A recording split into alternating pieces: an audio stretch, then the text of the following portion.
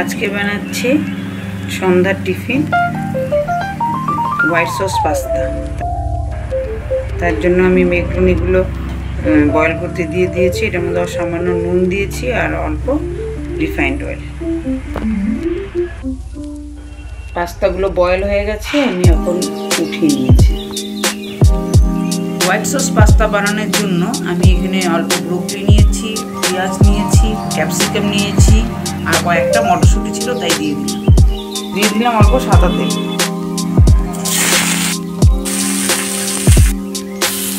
কাঁচা লঙ্কা,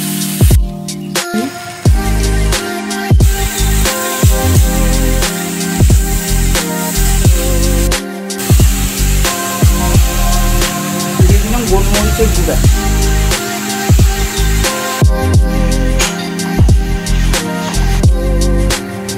আমার কিন্তু ওই সবজিটা ভাজা হয়ে গেছে পাস্তার, আর এখন আমি হোয়াইট সসটা বানিয়ে নিই। বাটার দিয়ে দিলাম একটু, এখন দিয়ে দেবো একটু ময়দা, বেশি না 2 থেকে 3 চামচ। ময়দাটা এখন বাটারের সাথে ভালো করে ভেজে নিই। ময়দাটা ভাজা হয়ে গেছে, এখন আমি দিয়ে দেবো দুধ।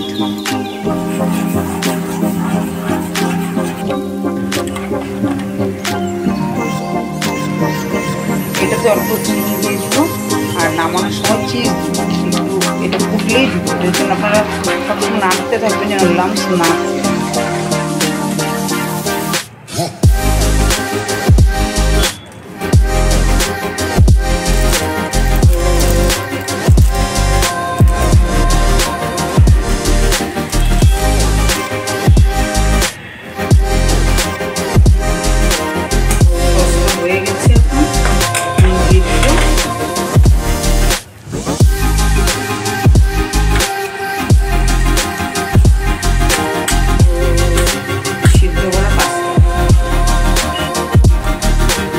এটা ভালো করে মিক্স করে তারপর সসটা দিয়ে দিই।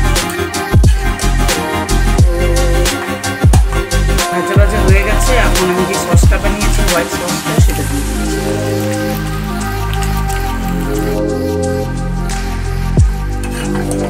এখন আমি অরিগানো দিয়ে দিই।